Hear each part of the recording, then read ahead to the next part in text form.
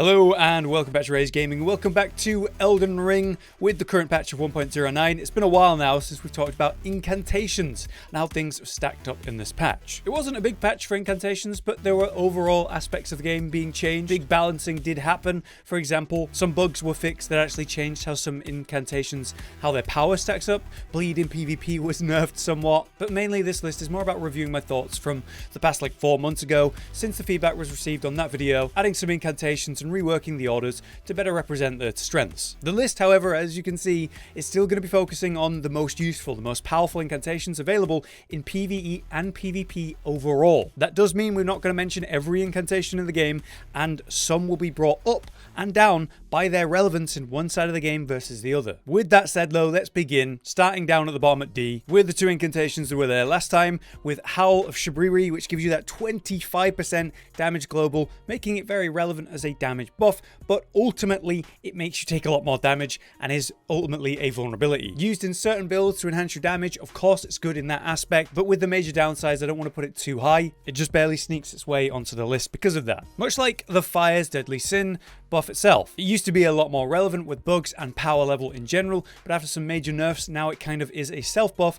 that will cleanse you of frost. So if you want to do a build where you're doing lots of frost procs, Fire's Deadly Sin helps you cleanse that frost with fire so that you can get another frost proc for nice damage. In that niche gameplay then, it serves its purpose and makes it onto the list. Up in C then we have a new one on the list, Bloodboon, which had some comments asking about it and wanted it included on the list for a good reason. It has some nice utility in arcane or bleed builds, thanks to the bleed up zones and fire it creates on the ground. You can drop these at the feet of bosses or enemies, and if they stand in it, it'll cause a lot of build up of DPS. Ticking fire and of course bleed, proccing that nice damage when it's possible. However, the cast still feels a bit slow and the damage is definitely low, especially with the reduced AR and PvP bleed builds. Back in 1.07, they reduced the FP consumption and they improved the attack power of the Incantation itself, but I still feel the animation is a bit slow. If we're able to speed that up a little bit, I think it could be quite powerful indeed. For now though, C feels a fair ranking. Next then we have the Black Flame Blade, which is sadly not as good as it once was. You buff up the weapon with Black Flame Blade, and now your attacks do black fire, dealing % damage to the enemy's health. Pretty useful, but especially useful when it would turn your ranged ashes into black fire ranged abilities. An awesome aspect of this weapon buff that has been removed because it was a bug. Sadly, because it's got a short buff timer, it's just not incredible compared to another one we'll talk about on this list, and there's a better way and a more consistent way to get Blackfire in your builds anyway. Still in C, despite some comments about it, is Placidusac's Ruin. While people like this generally and do make some good points in the fact that it has an instant wind-up, an instant initial explosion which can be used to suddenly knock people down or deal a burst of damage, and you could of course use it mid-air to even avoid damage by being up high, it is leaving you extremely exposed while using it, and it's pretty inaccurate as an incantation. It doesn't really stack up to the much more consistent appeal of say the other Dragon Breath attacks, and while it has relevance in certain moments and builds, which is why again it's on the list in the first place, it doesn't compare, and that's why it's C in my opinion. Next, Unendurable Frenzy, the channeled walking aspect of a frenzy channel. This can be very potent in certain scenarios where frenzy is applicable. Of course in PvP, when you can catch people with this, it can be awesome. And there's that classic iconic build where you make yourself an Iron Man with maximum poise, just channeling into people, especially effective in invasions. A fun ability, but obviously has its downsides and leaves you very exposed. Frenzy in general is not in a strong place right now. I do wonder if it'll see some buffs in the future. Another frenzied ability then we should mention is Frenzied Burst. People actually think this should be rated higher, but I still keep it at C because again, Frenzy's just not in a strong place. Admittedly though, it is basically the longest range incantation or ability in the game. It's a sniper shot that looks awesome as it swirls at these long distances, doing nice damage and knocking people down at that. It used to be an absolute beam though, destroying people. Now it's just a nice reliable long range ability. If you are using Frenzy, then of course you're going to be using this, and it's a great pick in that case. Lastly, the Law of Regression, which cleanses people of their buffs, can be very useful in the open world, in PvP and in invasions. It is literally just something to get rid of those people who are buffing for 10 years before a battle, taking away those annoying effects you don't want to deal with. Beyond that, it doesn't really serve an amazing purpose, but it is very useful in that scenario. But now we move up to B with another one that wasn't on the list before, the Fortisax's Lightning Spear, which was brought up in the comments last time. As it should be on the list. The DPS potential on this is very large, but it does have some clear downsides downsides, keeping it from a higher rating in my opinion. Its slow nature and damage fall off at range means you have to have very high poise or ideal timing to get it off even multiple times in a row to reach the relevant DPS. Undeniably,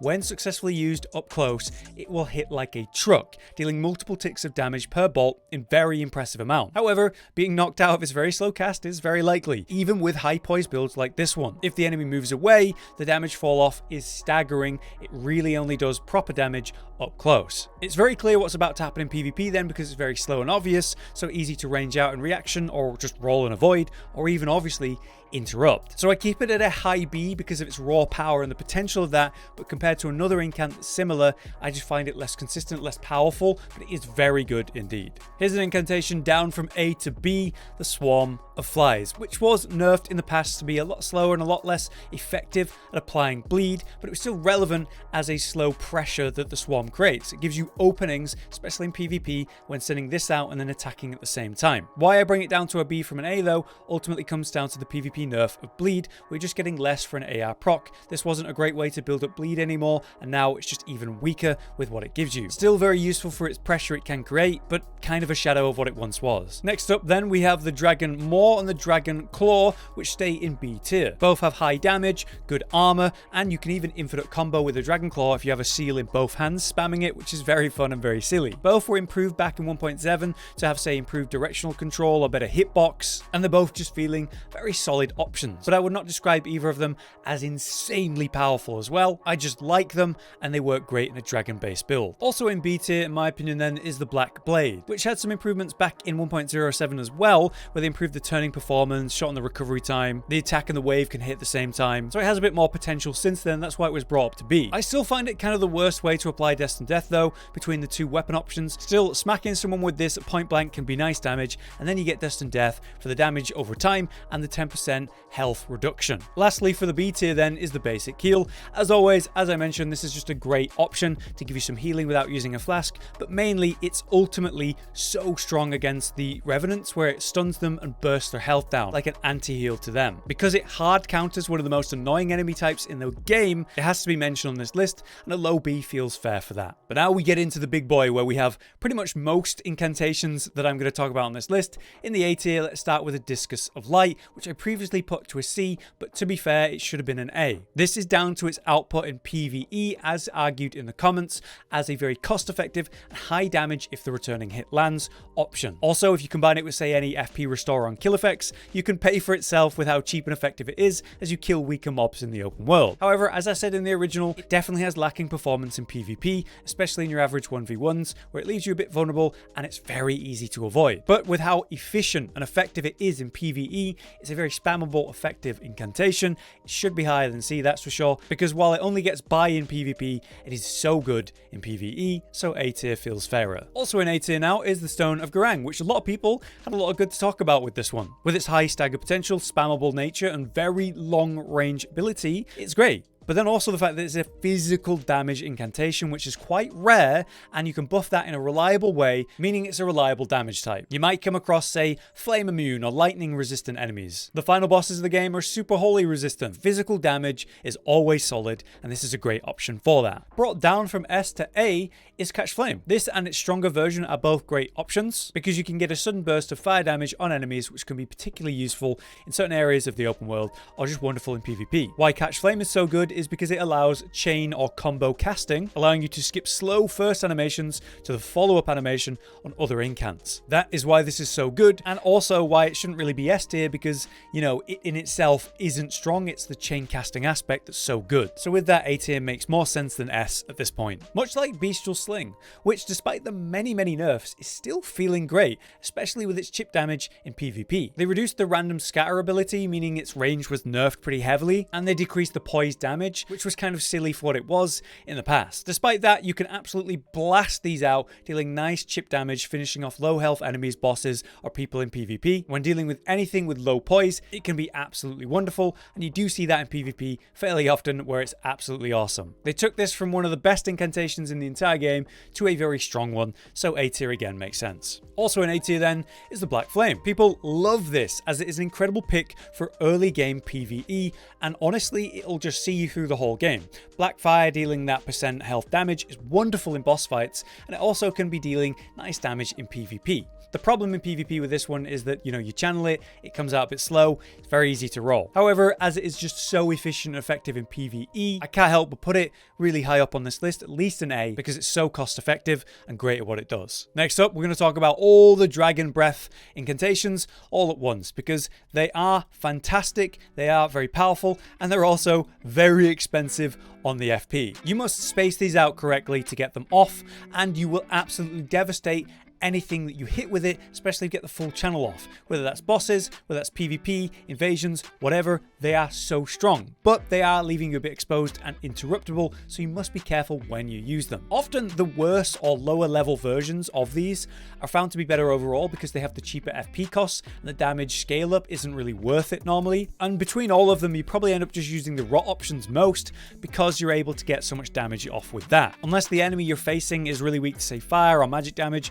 and you've buffed that up specifically, rot is usually the most reliable option. This is where I referenced the magma version, which by comparison is just a little harder to land, a lot slower, less damage and output, so I bring that to a B just like before. And then compared to that, Greyol's Roar is definitely A tier, and you could argue better than the breath attacks in general. You see, 1.09 actually improved this massively. With the raw medallion actually working for it, its damage is now roughly 10% better in this patch in PvE and about 4% in PvP, which is a major buff. And it feels fantastic and is just this really nice, reliable tool for many situations and a variety of builds. The range is respectable, it's sudden, it'll debuff them to make them deal less damage to you, and the pace of which this animation comes out is faster than the breath attacks as well. And I find it's in a really good place now for sure. But now it's time to talk a little bit about lightning, such as the lightning spear, which is such a reliable incantation with its long range. Whether you charge it or uncharge it, it can come out quick for the tap or powerful when you fully charge it, which is something you can buff with talismans and different builds. It's so reliable in both PvE and PvP